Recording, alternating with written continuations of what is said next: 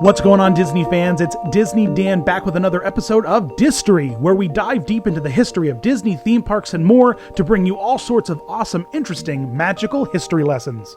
In this episode, we're going to think up a few wonderful thoughts, sprinkle a little bit of pixie dust, and fly up past that second star to the right to bring you the evolution of Peter Pan in Disney theme parks.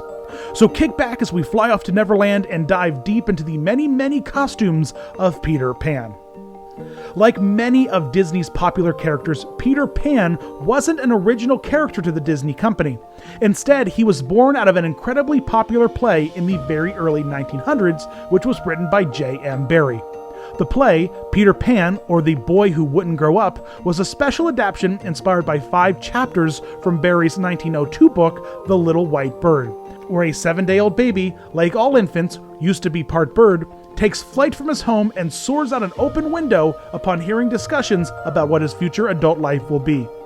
In 1935, Walt Disney himself expressed interest in animating a film based on the incredibly popular play as a follow-up to his debut, Snow White and the Seven Dwarfs, but was unable to successfully gain the rights to the story until 1939. It would take another 8 years before ink would even touch an animation cell, as Walt and his team were constantly back and forth on the story and cast. The development of this film is actually pretty interesting and worth its own little mini episode, so if you're interested in hearing that story, let us know in the comments below. Now, before we jump into the evolution of Peter Pan's costume, it's important to note one thing. Peter Pan's costume is green. A green hat, green shirt, green pants. It's incredibly simple, and yet, with that, it should translate pretty easily to real life, you might think, but no. Despite that, the talented team at Disney managed to find ways to make the costume all sorts of unique and different. In fact, I've counted well over 30 different Peter Pan costume variants through the years. Now, we're only going to touch on about 25, as a lot of them repeat themselves over and over again, but you'll soon see why Peter Pan might be one of my favorite costume evolutions I've ever covered in this series. Now, back to the original 1953 film. It was actually in the making of the Peter Pan film that we first see Disney's idea of a live-action costume Peter Pan. See, during early animated filmmaking, live actors would often portray the storyboarded scenes, giving reference to the animators who were working hard at capturing and animating lifelike characters. It was Roland Dupree in 1947 who wore the original bright green Pan outfit, seen here in a few reference photos from the shoot. Only 22 years old at the time, and a budding dance instructor, Roland was suggested to the studio by one of his students, Margaret Kelly, who was being used as a reference model for Tinker Bell. In 1951, just 2 years before the film would ultimately release, a televised holiday special aired called The Walt Disney Christmas Show. In it, a 2-minute segment was dedicated entirely to the upcoming Peter Pan film, including a special appearance by Bobby Driscoll himself, the voice of Peter Pan, in a simple Pan outfit. He flew into the room, interacted with a few of the kids, then let loose one of his signature Peter Pan boy calls before flying off into the sky. After the release of Peter Pan's featured animated film in 1953, the world went crazy for The Boy Who Never Grew Up. Now, it's important to remember that the character itself wasn't specifically owned by Disney, only the rights to animate it. So, capitalizing on the popularity, in late 1954, the Ice Capades introduced its own Peter Pan featured segment starring Donna Atwood, with the 1954 production of the Ice Capades being one of the only tours from the late 40s and early 50s that didn't have a Disney sponsorship. This Peter Pan performance drew inspiration from the same play that the Disney animated film was based on, and so there were many similarities, but ultimately the music, plot, and characters were unique and different from the incredibly popular Disney film. So when Walt Disney himself reached out to the Ice Capades in 1955 to secure a bunch of costume characters for the opening day of Disneyland, the Peter Pan costume that was used a year earlier was brought out of storage and taken to the parks. Peter was performed by a young woman, as seen in the opening day video broadcast of the park, alongside many of the other Ice Capade costume characters. A modified version of this 1954 costume was ultimately used in 1955's Ice Capades as a production that toured the country promoting Disneyland's opening ceremonies. Peter Pan was an active character in the Disneyland park from opening day thanks to being featured in his very own ride, Peter Pan's Flight. This attraction, a hanging dark ride, is one of the last opening day rides that has still survived in the park today. Despite the ride and his wild popularity, it has been incredibly difficult for me to find some pictures of him in the park during the early years, so apologies for that, but we've got a few fun little reference videos and pictures here. I think it'll do. Like many of the costume characters in the park, when the 1960s rolled around, Disney abandoned many of the Ice Capade versions and began designing and building their own creations. Peter Pan was one of the characters to get an upgrade with a new costume made out of dark green plush velvet. His neck had a distinct wide-open pointed collar with a little bit of leather string lacing it closed. The tunic's arms were cut open with large triangular splits, much like the animated character, but instead of two large triangular splits for the bottom of the tunic, it was accented with a bunch of tiny little frayed bits. For accessories, he wore a pair of bright green shoes, his signature pointy cap, and a thick green leather belt with a bright brass buckle. Missing, however, is the small dagger on his belt that he had sported during the few years of the opening of the park. Pan's look got upgraded again in the 1970s alongside many of the popular park characters at the time for the debut of Disney World. The bright, shiny velvet from the 60s was toned down a bit into a more muted green. He still kept his signature cap, but his other accessories were changed up, including a new fabric belt and brown shoes. The hemming on the tunic reduced the amount of tattered triangles from a dozen or so around the bottom to just a few larger, simpler ones, closer resembling the animated character. His collar was also toned down a bit, shrinking the pointed ends just a little and featuring some small silver grommets laced with leather to tie it together. The photos from the 1970s is also the first time I've noticed a man finally playing Peter in the parks. Previously, all the costumes had been worn by petite women, playing off the popular stage choice that still exists today to use an adult female to play the character for more of a boyish look and voice. Not sure why in the 1970s they finally decided to officially switch over to the male actor, but it seems like it's been that way ever since. It was also in 1970 that Disney on Parade debuted a Peter Pan segment, which featured a dark green velvety suit, hat, and leggings. While the park had finally switched over to a male performer, on the Disney Parade side, the cast still used a woman to perform as Peter.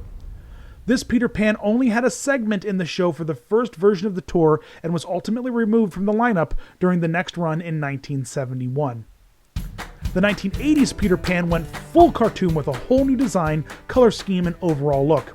Inverting the previous style of a dark-colored tunic and bright leggings, the 80s Peter flipped the original design on its head and finally embraced the animated Peter look. He now sported an almost lime green velvety top, complete with a deep V-neck which was tied together by some leather straps. Depending on the temperature of the park, Peter would also occasionally appear in a dark green turtleneck undershirt to add extra layer to keep the cast member warm. The dark green leggings were accented by a light brown leather boot, and the entire ensemble was topped off by a new, taller hat design. Now you'd think this cartoon-accurate Peter Pan finally in the parks would mean no more further evolutions, right? Well, no. It seems like this bright new fun outfit set off an avalanche of Peter Pan costume variants. Moving forward, it was almost like this simple cartoony fun design that seemed perfect was a challenge to every future costume designer in the parks. They all seemed to think of ways of how they could make it new, unique, and fun, and soon almost every parade, show, park, and resort had their very own variant of Peter Pan. Now, it might be a little tricky to keep track of all these Peter Pan variants, so hold on tight.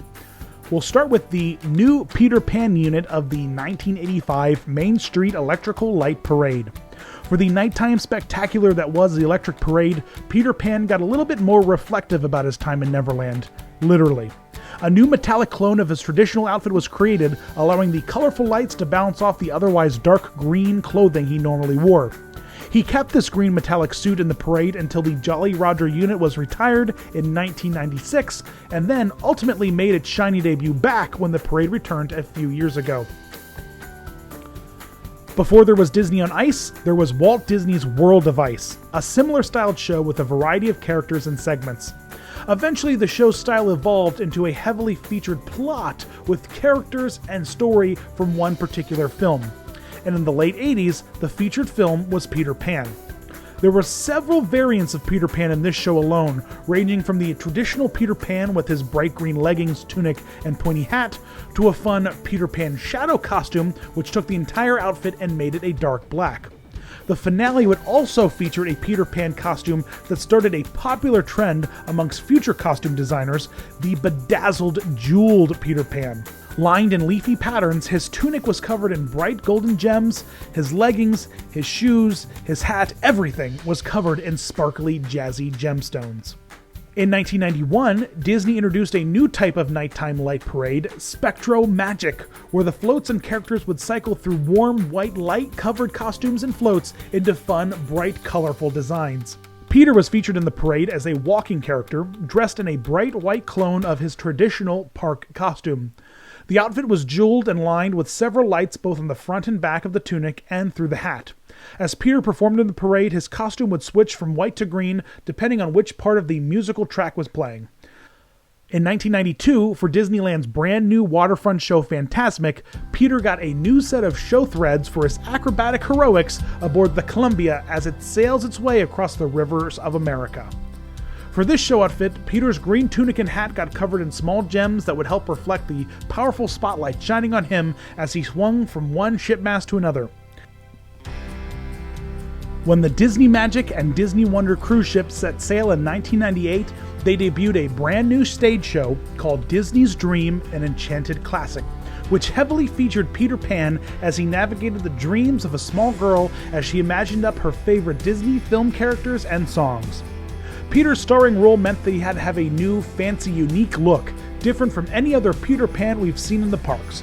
So the costume team dreamed up something brand new for Peter, which would pave the way for all sorts of new, unique costume variants. We'll call this look the Earthy Peter Pan. The first of many Earthy Peters, this new look deviated heavily from the original animated film. His costume design was made to look like Peter kind of crafted it himself, stitched from the leaves and foliage from the forest of Neverland that he calls home. The new costume was a patchwork of wide green pieces, each a different kind of earthy green tone. Peter's new shoulder pads, Peter now has shoulder pads, were made of various leaf-shaped cutouts, with his belt, hat, tunic all hemmed and accented with a thick, heavy thread. This earthy Peter Pan paved the way for many, many, many new variants of his costume. Now, before we dive into the dozens or so more versions of Peter Pan that are found all over the world, let's take a quick look at the present-day park version of Peter Pan. The green tunic is a bright new shade of green, even more cartoony and vibrant than the last park version, with the shorts under the hemmed bottom triangles of the tunic a dark green to match the leggings. His shoes are also a much lighter brown leather with a rolled down collar, and his belt is a warmer brown. He still sports his small pointy hat and will also sport his dagger depending on the occasion. Recycling a lot of plot, props, and what looks like perhaps even costume design, Disney on Ice brought Peter Pan back to the ice in the early 2000s in a segment that would take Pan through the Darling bedroom, chasing his shadow, and ultimately facing off against Hook. The outfit, including Peter Pan's Shadow's outfit, are almost identical to the ones used in the special big touring Pan show from the late 1980s. And it doesn't really deserve much attention in terms of originality. And while we're here looking at these same costumes, we might as well mention that in 2010, they were brought back again in a near identical number, also reusing a lot of the props, designs, and show elements. In 2004, the new One Man's Dream show at Tokyo Disneyland introduced another earthy Peter Pan original look. Huge oversized leaf patterns made up the costume shoulder pads with the return of the wider pointed open collar. His belt and collar featured long bunches of leathery twine for tying, and while he still had his brown belt, his shoes were now a dark green. The Peter Pan in this show actually flew, which might account for the slight baggy look of the tunic, hiding the rigging that was used for the flying underneath. In the show's finale, Peter would appear again with a variant of the show's already unique costume, now made completely out of shiny, bright gold fabric with bright white accents in the leggings and feather on the cap. This exact outfit would later be recycled in the 2015 Tokyo Disneyland Main Street Dreamlights Parade. In 2006, a new stage show, Dream Along with Mickey and Magic Kingdom, debuted and continued to run with the earthy Peter Pan style, but took it back to a fun multicolored layer design that the cruise ship kind of introduced. The tunic was now made of thinner strips of fabric all patched together with brown thread, his collar, shoulder pads, and hat brim all now a bright green, and the rest of the pieces progressively getting darker until you got down to his shoes, which were a much lighter brown leather. The belt, also extended with a quilted thick-like threaded hemming, sat cinched to the side. This version of Peter Pan would stick around for a while and be used for several stage productions, including Mickey's Most Merriest Celebration.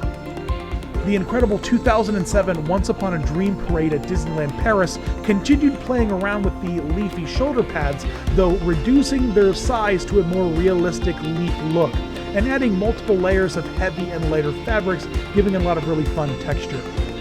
The tunic returned back to its heavy velvet look with the forest green coloring, and the bottom half of the costume was olive colored with the added accent of tall, wavy grass patterns to Peter's leggings.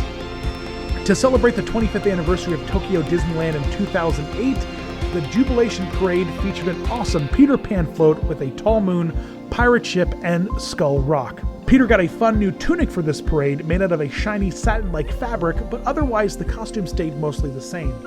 Because the cast member performing Peter had to be rather active and acrobatic, rocking the large ship mast back and forth, he also sported a pair of black fingerless gloves and a large harness.